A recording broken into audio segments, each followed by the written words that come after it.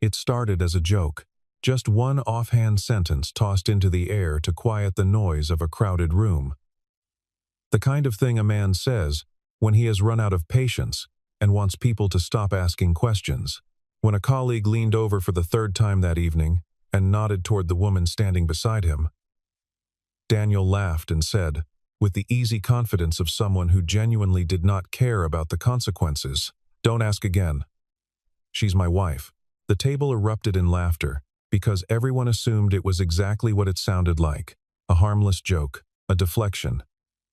The kind of wit a man uses when he is slightly out of his element and trying not to show it. But the woman standing beside him did not laugh. Victoria Hart, the most formidably composed person in that entire gilded ballroom, the woman whom half the city called the Ice Queen behind her back, and the other half feared openly to her face, turned and looked at Daniel with something in her eyes that no one in that room had ever seen before. And then, so quietly that only he could hear it, she said, "I wish that were true." In the space between those 5 words and Daniel's next breath, something shifted. Something neither of them had names for, yet something that neither logic, nor pride, nor the vast difference in their circumstances could easily explain away. It would take months and misunderstandings, and a great deal of stubborn silence, before either of them admitted what had begun in that single unguarded moment. But it had begun, and beginnings, as any honest person knows, are not always loud. Daniel Mercer was 38 years old and had spent the better part of the last 4 years building a life that was quietly, deliberately small. Not small out of failure. He had enough work, enough skill, and enough professional respect to live comfortably, small by choice. After a marriage that ended not in explosion, but in the slow, exhausting leak of 2 people who had stopped understanding each other, Daniel had decided that simplicity was not a consolation prize. It was, in fact, the whole point. He kept an apartment in a neighborhood that had not yet been fully discovered by developers, a place where the coffee shop on the corner still had mismatched chairs, and the landlord still fixed things himself. He worked as a freelance architect, taking commissions that interested him, turning down the ones that didn't, and spending the hours in between reading, running along the river, and being quietly present for his younger sister's 2 kids on Sunday afternoons. He had no interest in climbing back into the noise of ambition. He had been there. He had found it hollow.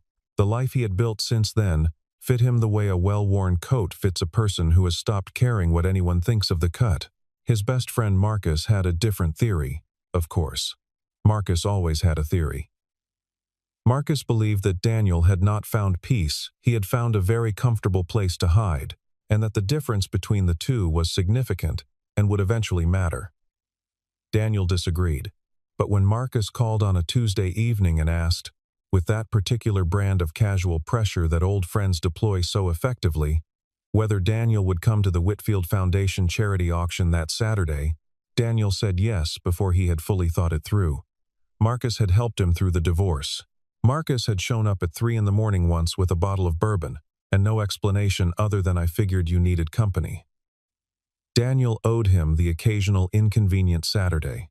He did not own a suit that was appropriate for the kind of event Marcus described: black tie, Hartwell Grand, the city's most ostentatious hotel, a room full of people whose net worth had too many digits to count comfortably.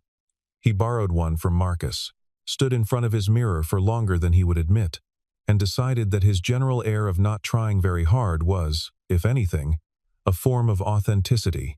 He arrived at the Hartwell Grand, feeling exactly like what he was, a man who did not belong there, and had made a certain peace with that fact. The hotel itself was extraordinary, all marble and warm light, and the particular silence of money, that heavy, padded quiet that seemed to absorb sound along with everything else. Daniel accepted a glass of champagne he did not particularly want, found Marcus near the entrance, and immediately began calculating how long he needed to stay before leaving could be considered polite rather than rude. He estimated 90 minutes. He was prepared to be bored. He was prepared to feel like an artifact from a different world, which was fine because he was, in fact, an artifact from a different world. What he was not prepared for was the moment somewhere around the third item in the auction program, when the far doors of the ballroom opened, and the entire room seemed to tilt ever so slightly on its axis, as though gravity had briefly recalibrated itself around a single point of origin. He turned to look, because everyone turned to look, and that was when he saw her for the first time.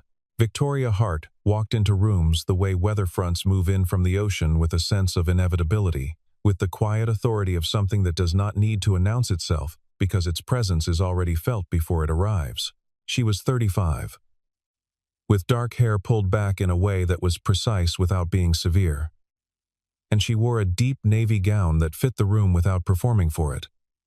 Which was, Daniel would later think, exactly the right choice. The photographs he had seen of her, and there were many, because she was the kind of person whose photograph appeared in places, had not fully captured the quality that made a room full of accomplished, sophisticated people go briefly, collectively quiet. It was not beauty alone, though she was objectively beautiful. It was something harder to articulate. A kind of stillness. A sense that she occupied space on her own terms, and had never, in her entire life, needed anyone's permission to do so. The tabloids called her the Ice Queen. Business journals called her one of the most formidable minds in private equity.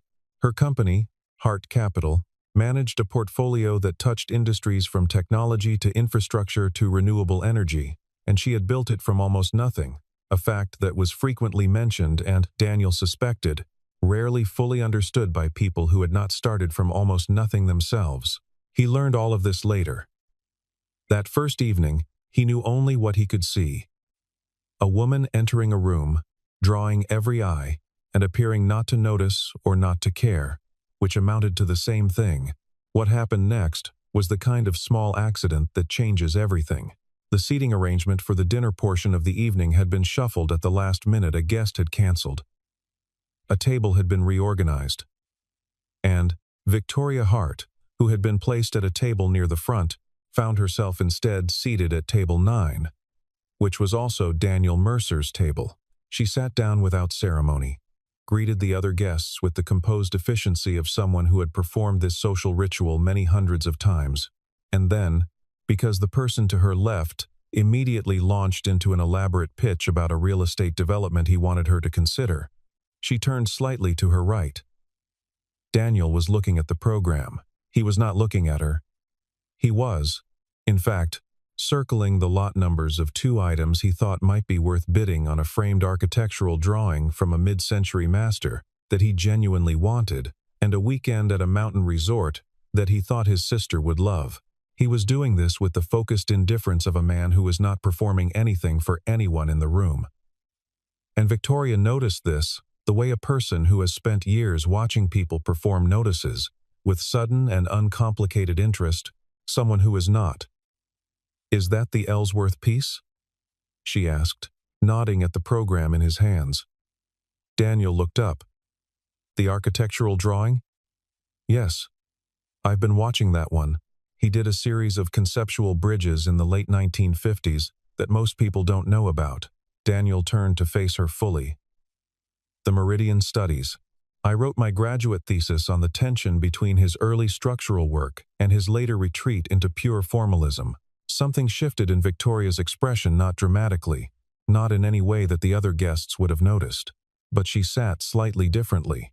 "Most people who know the Meridian Studies lead with the formalism argument," she said. "You said retreat. That's an interesting word choice." "Because that's what it was," Daniel said.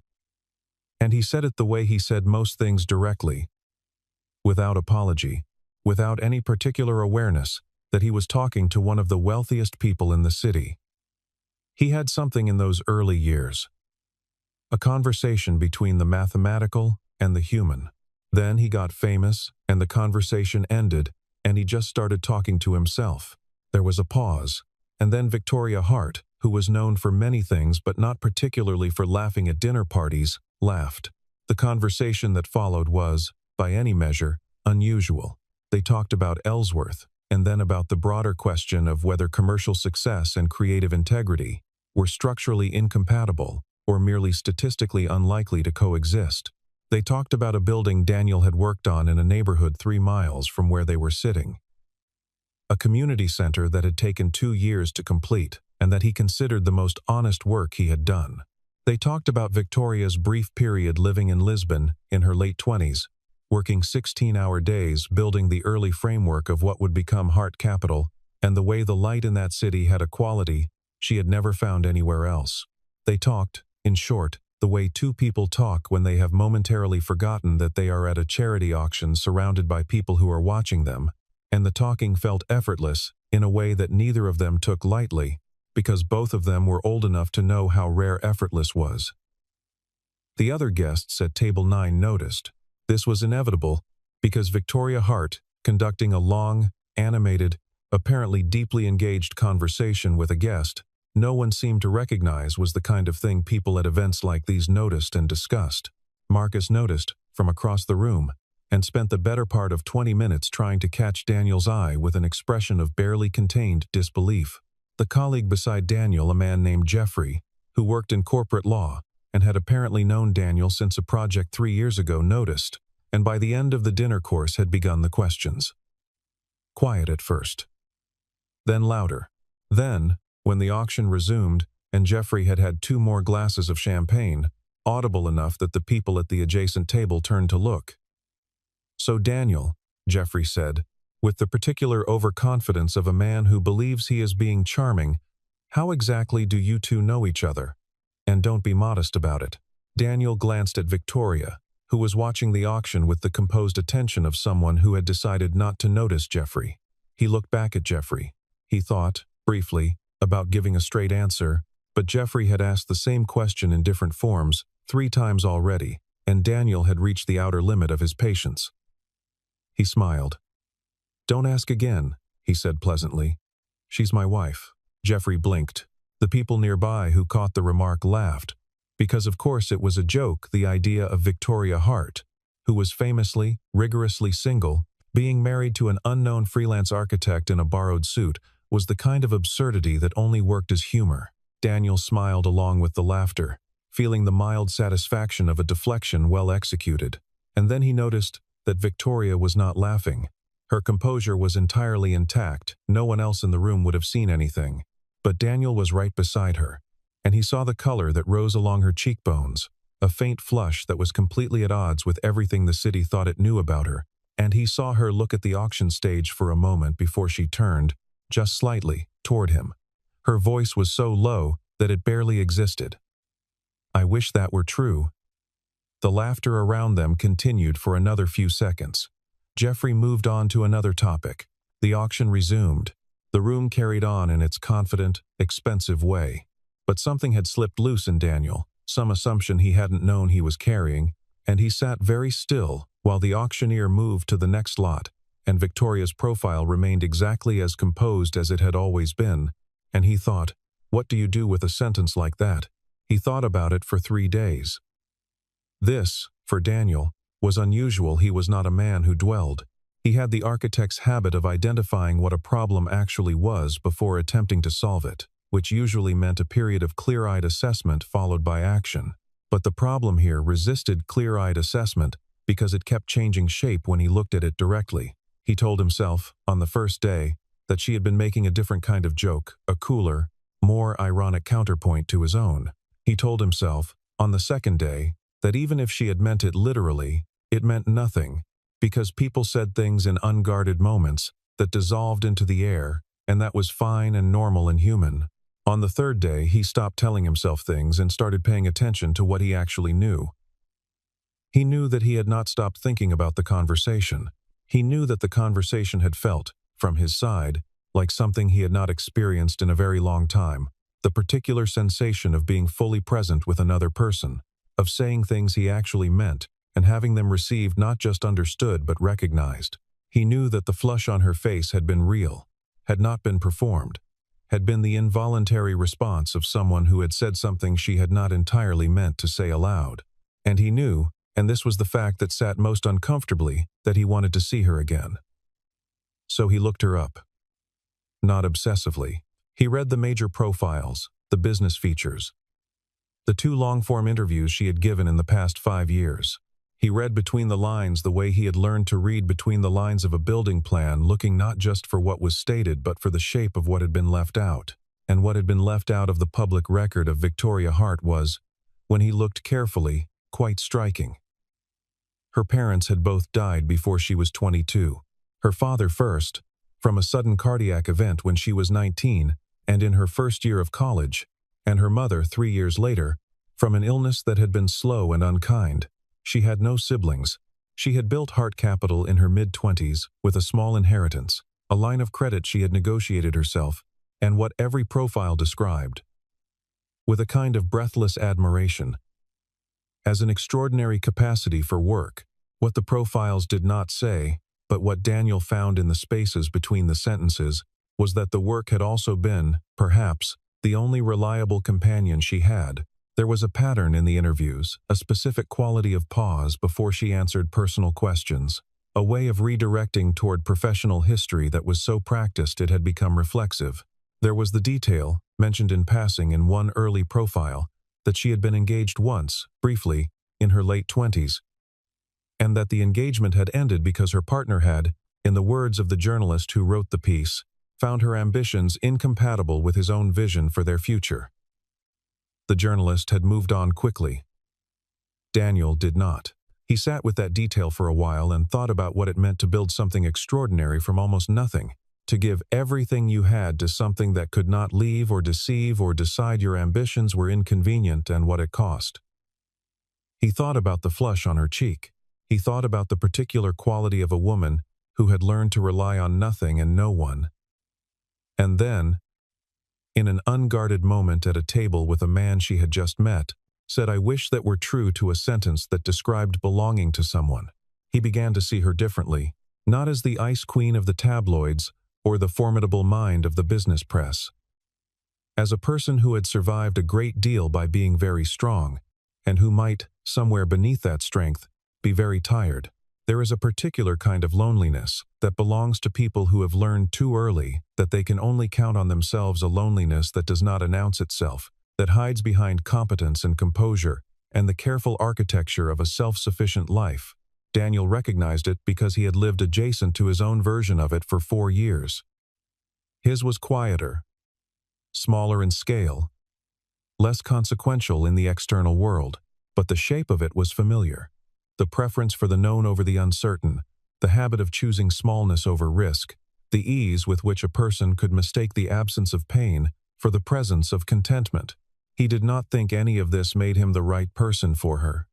He only thought it made her, finally, fully legible to him in a way she had not been when she was still the distant figure in the headlines. She was not a symbol. She was not a category. She was a specific person who had built something extraordinary out of loss and solitude, and who had, in a single unguarded sentence at a crowded table, let him see it. The city, it turned out, was smaller than it appeared. Or perhaps it was not the city but the particular intersection of their interests, architecture, urban development, the arts that kept offering them the same spaces at the same times. 3 weeks after the auction, Daniel was at the opening of a new exhibition at the Carmichael Gallery, a survey of post-war American architectural photography, and he turned a corner between the third and fourth panels and found Victoria Hart standing in front of a large black and white photograph of a half-finished bridge, looking at it with the concentrated attention she seemed to bring to everything. She saw him a moment later. Neither of them said anything for a second, and then both of them said hello at the same time. And both of them almost laughed. They spent an hour at the exhibition. The conversation resumed with the same ease as before, as though the 3 weeks had been a brief intermission rather than an interruption. 2 weeks after that, they were both at an urban design symposium at the university. She was on the advisory board of the foundation sponsoring it. He had been asked to moderate one of the afternoon panels. They had coffee in the atrium afterward because it was the natural thing to do. Then there was a Sunday afternoon concert at the park, and then a quiet afternoon in a coffee shop in her neighborhood, when they had both, apparently, had the same idea about where to spend a rainy Saturday. He did not plan these meetings. He did not think she planned them either. They happened the way certain things happen when two people are, without quite admitting it to themselves, moving toward each other along parallel lines that are slowly, inevitably converging. Victoria changed in these spaces. Not dramatically, she remained who she was, precise and self-possessed and incapable of anything that could be described as small talk. But there was a quality of relaxation that appeared in the lines of her shoulders when they were together, a quickness to laugh that he suspected very few people had seen. She asked questions with genuine curiosity and listened to the answers with her full attention. And she told him things, not confessions exactly, but the kind of honest observations that people share when they have stopped editing themselves for an audience. She told him that she sometimes sat in her office at 7 in the morning before anyone else arrived and played piano on the small upright in the corner, because that was the only time she could play without feeling she was performing for someone. She told him that she found the architectural drawings in her conference room generic skyline prints chosen by an interior designer vaguely offensive, and that she had been meaning to replace them for 2 years and kept not doing it because she couldn't decide what she actually wanted on the walls.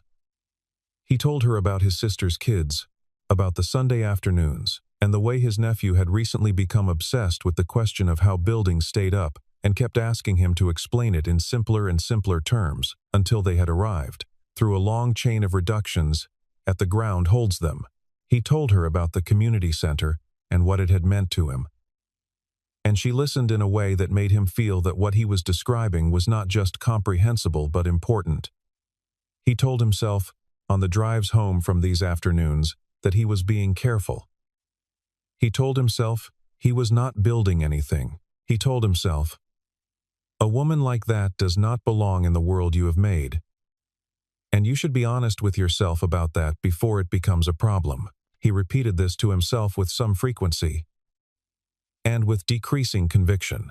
The problem with moving carefully through the city in proximity to someone who had her name in the financial press was that the city was not always careful in return. It started as a small item, a gossip column mention. The kind of thing that was 3 sentences long and designed to suggest more than it stated. Noting that Victoria Hart had been seen at multiple events in recent weeks in the company of the same unidentified man, Daniel saw it and felt a mild distaste, the way a person feels when they discover that something private has been observed without permission. He did not think much of it. Then a larger outlet picked up the thread. Then a financial news site ran a piece with the headline, Hart Capital CEO's Mystery Companion, who has captured the Ice Queen's attention, which managed to be both inaccurate and invasive at the same time, and which Daniel read on a Tuesday morning with a growing sense of irritation. The investors noticed, the board members noticed, 2 of Victoria's senior partners. People who had worked with her for years, and whose instinct was to protect the company first and the person second, arranged a conversation with her, careful, deferential, but pointed. There was a concern, they said, about optics. There was a concern about the appearance of distraction. One of them mentioned, gently, that there were always people who might seek proximity to Hart Capital through other means, and that it was worth being thoughtful. Victoria reportedly said nothing through most of this conversation, which was itself a kind of answer. Daniel, meanwhile, was navigating his own version of the pressure. Jeffrey, the lawyer from the auction, had apparently found some entertainment value in the situation and mentioned Daniel's name to a few people, with the result that several acquaintances began calling to ask with varying degrees of directness whether he was, in fact, involved with Victoria Hart, and whether this might be relevant to various professional opportunities. 2 of these calls felt genuinely friendly. 1 did not. And then there was the man at the symposium after-party, someone he had never met. A developer whose name he half recognized from project bids, who approached him near the bar and said, with a smile that didn't reach his eyes, that he supposed they all had their strategies. Daniel understood immediately what was being implied. It landed the way these things land. As a small, cold, specific injury, the kind that doesn't bleed but leaves a mark. He was not a man who chased things for what they could get him. He had spent years building a life that was, in its deliberate simplicity, a form of argument against exactly that kind of maneuvering. Being seen as the thing he had most consciously tried not to be was not something he could absorb with equanimity. He said something brief and controlled to the developer and walked away. But he carried the encounter home with him and set it down in the corner of his mind where the things he couldn't resolve lived. The distance that appeared after that was quiet. Not a break, not an argument, not a decisive anything, just a gradual increase in the space between one afternoon and the next. Calls returned a little later, availability that was slightly less. He told himself this was sensible. He told himself that navigating the noise around her would cost him things he was not prepared to spend. He told himself that the distance was the honest choice, the grown-up choice. The choice that protected both of them from a complication neither had signed up for. He was not entirely sure he believed himself. But he was very practiced at choosing the simple, quiet life. And in the absence of any clear signal from her that the cost was worth paying, that practice won. The article appeared on a Wednesday. Daniel was in the middle of reviewing structural drawings for a renovation project, and he saw it because Marcus texted him a link with no message attached, which was Marcus's way of delivering news he knew would be unwelcome. The headline used the phrase trophy hunting and the word calculated, and it described, with apparent confidence, a pattern of behavior that bore no relationship to anything Daniel had actually done. It quoted anonymous sources who described his approach to the relationship as deliberate and professionally motivated. It mentioned heart capital in every other paragraph, as though repeated association would make the implication feel like fact. It was, in the specific vocabulary of damage, a hit piece, the kind of thing that was designed to stick to a person regardless of its accuracy, because the image it created was memorable, and the refutation was not. Daniel read it once, all the way through, and felt a very clean and very cold anger that he recognized as the kind of anger that does not shout. He closed his laptop. He sat in his apartment for a long time. He thought about calling Victoria. He thought about what he would say, and then he thought about the fact that she had not called him, that the article had apparently been available for at least 4 hours, and he had heard nothing. He understood, on an intellectual level, that she was almost certainly managing a cascade of professional consequences: the board, the partners, the communications team, the various stakeholders who would be in her inbox demanding explanations and reassurances. He understood that the silence was most likely the silence of a person buried under an avalanche, not the silence of a person who had chosen to let something burn. He understood all of this, and still, sitting in the apartment he had made deliberately, quietly small, he thought, if the positions were reversed, if it were her name in the article and his phone in his hand, he would have called within the hour, not to fix anything, just to say, I see this, and it isn't true, and I want you to know that I know. The fact that she hadn't was, he told himself, the answer to a question he had not quite allowed himself to ask directly. The answer was, the world she lived in required her to protect certain things, and he was not one of the things it required her to protect.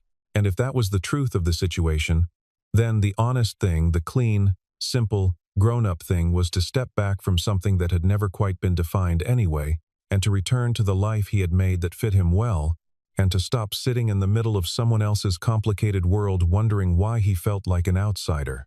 The discovery did not arrive as a revelation.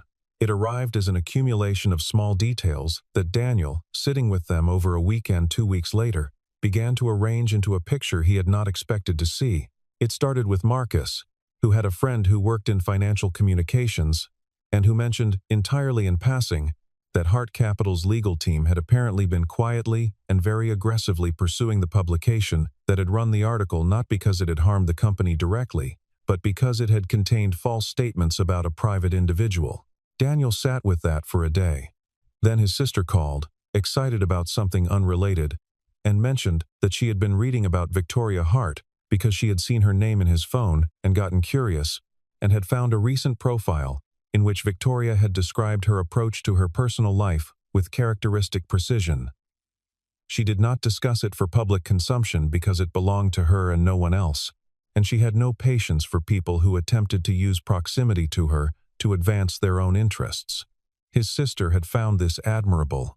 Daniel found it interesting for a different reason, because the quote was recent, given in the week after the article, and because the specific language about proximity and interests was, he thought, not generic. It was targeted. It was the language of someone responding to a specific claim. He did not act immediately on this. He was not yet sure what he was looking at, but he began, carefully, to pay attention. He spoke to a lawyer, a straightforward, hourly consultation who confirmed without naming clients that defamation actions against media publications on behalf of private individuals were unusual, expensive, and typically pursued only when someone felt strongly enough to absorb the cost. He ran into a woman he knew slightly from the urban planning community, who mentioned that she had recently been approached by someone at Hart Capital about a project Daniel had completed 3 years ago. They had wanted to know about his professional reputation and the quality of his work. She had assumed it was for a potential commission, and had said good things. It was only later, he thought, that the pieces began to form a coherent shape. Victoria had not been silent. She had been working. While he had been sitting in his apartment interpreting her silence as abandonment, she had been instructing her lawyers, managing the narrative where she could, and through methods that were indirect and careful, in the way that she was indirect and careful about everything, quietly ensuring that the record about him was accurate. She had not called, but she had not let the fire burn either. She had been fighting it in the only ways available to her without making it larger. Daniel sat with the weight of this for a long time. He thought about the quality of attention she had brought to every conversation they had had, the way she listened, the things she had told him in those quiet hours that he suspected she had not told many other people. He thought about what it must cost, a person who had learned not to need anyone, who had built her entire life on self-sufficiency, to say, "I wish that were true," in a voice that was barely a whisper. He thought about what it meant that she had protected him without asking for credit or recognition, or any acknowledgement at all, had done it. Apparently, simply because it was the right thing to do, and because she had decided that he was worth protecting. He had left. She had stayed. And he had gotten that entirely backwards. There was a benefit gala for the Mercer Architecture Foundation, no relation to Daniel, which was a coincidence that struck him as faintly absurd on a Thursday evening in late November. It was a significant event, 200 guests, major donors, the kind of room where decisions got made. Victoria had been listed as an honoree for her foundation's support of urban design education, which Daniel knew because he had spent the better part of a week figuring out a way to be in that room. He had not told anyone what he was planning. He had not, if he was honest, told himself entirely, because stating it directly felt like a commitment that his rational mind might talk him out of, and his rational mind had already done enough damage. He arrived early. He spoke to no one he did not have to. He stood near the back of the room during the presentations, and watched Victoria accept her recognition with the composed grace she brought to everything. And he thought, she is the most self-sufficient person I have ever met, and she is also the loneliest, and those two things are not unrelated, and I have spent 4 years building a life that was quiet and small and safe, and I have been describing that to myself as wisdom, but it was also, at least in part, fear. He waited until the formal program had ended and the room had shifted into the open circulation of the reception. He made his way toward her through the crowd. She saw him from 20 feet away and stopped moving. The expression on her face was not the composed mask she wore for rooms full of people. It was something more unguarded, something that had surprise in it, and something else that he could not name exactly but that he recognized. He closed the distance and stood in front of her and said, at a volume that the people immediately around them could hear if they were paying attention, "I owe you an apology." Victoria looked at him steadily. "You don't," she said. "I do," he said. "I interpreted your silence as something it wasn't, and I left when I should have stayed, and I've spent the last several weeks being very clear-eyed about that." There was a pause. Someone nearby was pretending not to listen and doing it very badly. "I also need to say something else," Daniel said. "I have spent several years being very proud of my ability to want very little. I had a good story about why that was a virtue. I'm less sure about that story now." Victoria's expression had not changed, but her stillness had changed in quality. It had gone from composed to waiting. "I thought," he said, more quietly now, "that you and I came from different worlds, and that was a reason to be careful. But I've been thinking lately That the part of your world I actually know, the part that talks about Ellsworth at dinner and plays piano at 7 in the morning when nobody's watching and thinks the prints in your conference room are vaguely offensive. That part doesn't feel like a Duma, different world at all. It feels like the only world I want to be in." He stopped. The room around them had the particular charged quality of people pretending to have other conversations.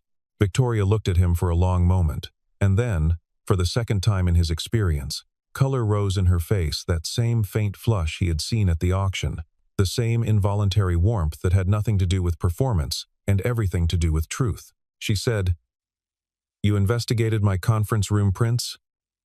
He laughed. She almost smiled. "I may have mentioned them once," he said. "You mentioned them twice," she said. "I counted." And that, somehow, was the thing that broke the careful distance, open the fact that she had counted. The weeks that followed were different. Not different in any dramatic, public way. Neither of them was inclined toward drama, and their relationship, such as it was becoming, developed in the same quiet spaces it had always occupied, coffee shops and exhibitions and long afternoons that stretched into evenings, without either of them noticing the transition. But the ground beneath those spaces had changed. There was a directness now that had not been there before, an absence of the careful half-steps they had both been taking. Victoria said what she thought. Daniel stopped editing himself around her. They argued, once, about a city planning project. Genuinely and with some heat. And neither of them backed down, and afterward they had dinner and kept talking about something else entirely, and Daniel thought, this is what it feels like when two people are actually present with each other. His sister met her on a Sunday afternoon when the timing worked out and described her afterward, with characteristic bluntness, as terrifying and excellent, which Daniel understood as the highest possible endorsement. His nephew asked if the lady who knew about bridges was coming back, which Victoria apparently found more touching than she let on directly, but which Daniel could read clearly enough. The board and the partners adjusted. This took time, and required from Victoria a kind of patient firmness that she apparently deployed with the same precision she brought to everything else, making clear, without drama or extensive explanation, that her personal decisions were her own, and that the company would proceed on its merits regardless of who she chose to spend her time with. The tabloids continued to speculate, but tabloid speculation had always been part of the terrain she navigated, and she had long since learned not to give it more weight than it deserved. Daniel, for his part, found that the noise bothered him less once he had stopped trying to live in a way designed to avoid it. The article had said he was calculating. The truth was that he was the least calculating person in that entire world, which was probably why he had been so ill-equipped to navigate it at first. Once he stopped trying to navigate it and simply lived in it the way he lived in everything else, directly, on his own terms, with no particular performance, the ground became steadier. There was, through all of it, one conversation he had been turning over in his mind since the night of the gala. He had said what he needed to say, and she had heard it, and something had opened between them, but there was one thing he had not yet said directly, one thing that needed a different kind of moment.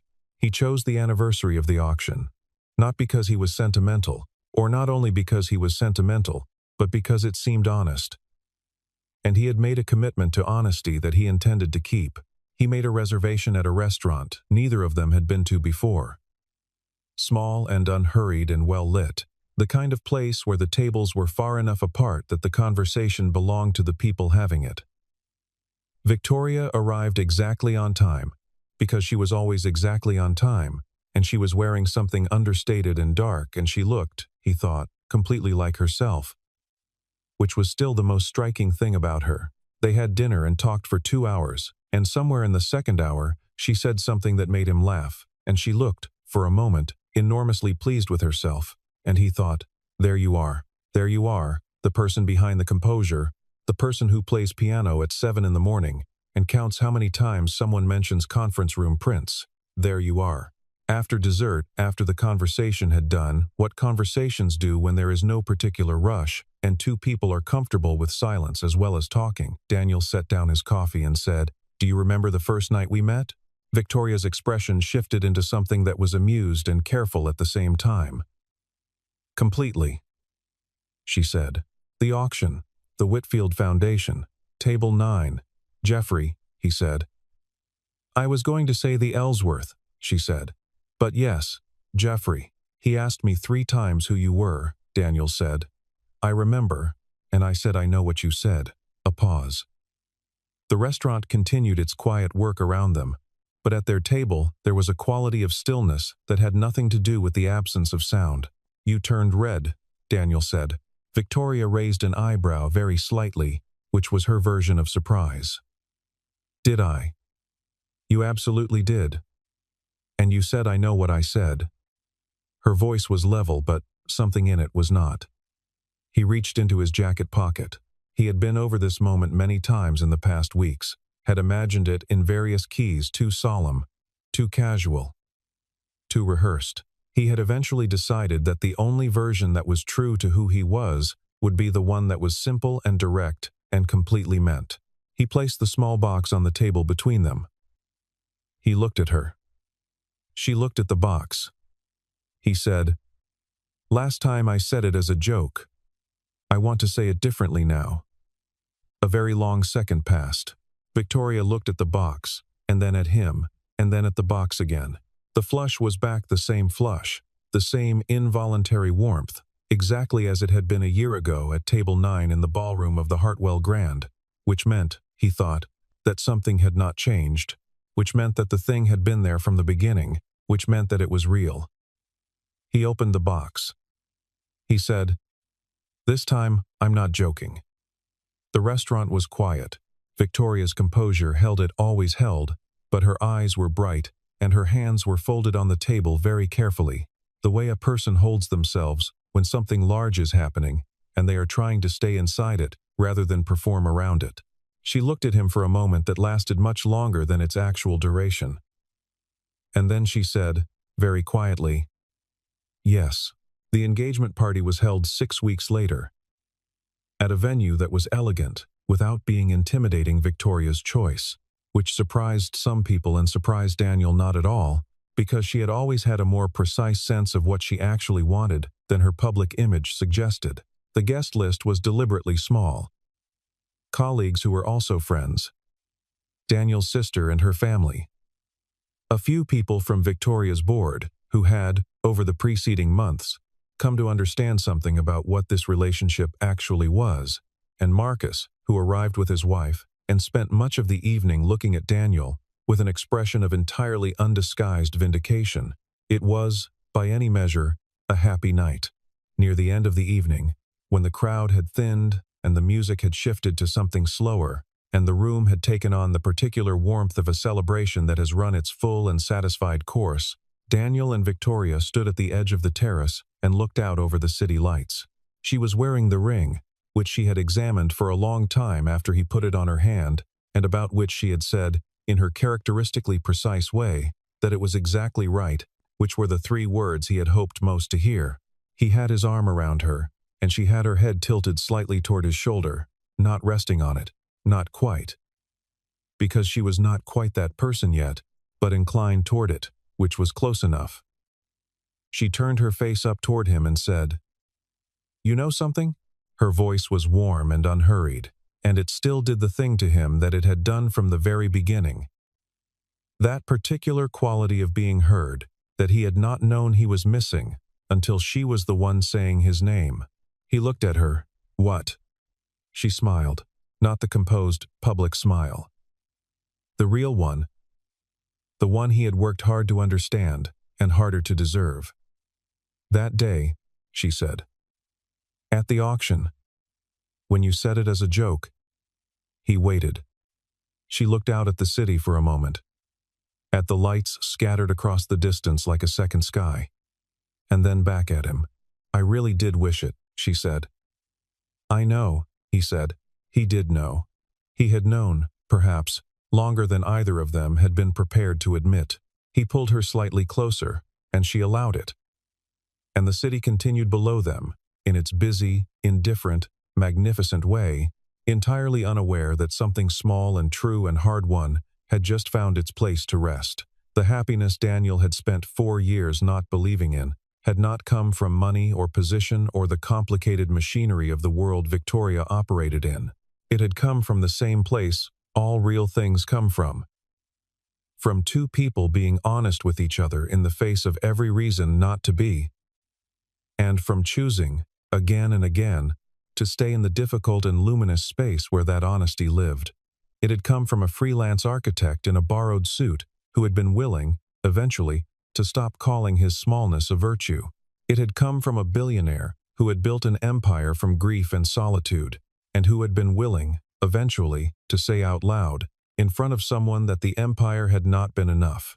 It had come from a joke, from a single sentence that was too true to be only a joke, spoken in a room full of people who thought they were laughing at an absurdity, while the two people at the center of the absurdity sat with the understanding that something real had just been said, and neither of them quite knew what to do with it yet. They had figured it out. It had taken time and misunderstanding and pride, and the particular stubbornness of two people who were both more comfortable with being alone than they should have been. But they had figured it out, and that, in the end, was the whole story. Victoria turned her face into his shoulder. Not quite resting. Inclined. Close enough. And he thought, for the last time that evening, about a man in a borrowed suit at a table he had not expected to be at, making a joke that turned out to be the truest thing he had ever said, and a woman who had blushed and told him, in a voice barely above a whisper, what she wished. And he thought, I am glad she said it. I am glad I heard it. I am glad we were both brave enough, eventually, to stop pretending it wasn't true.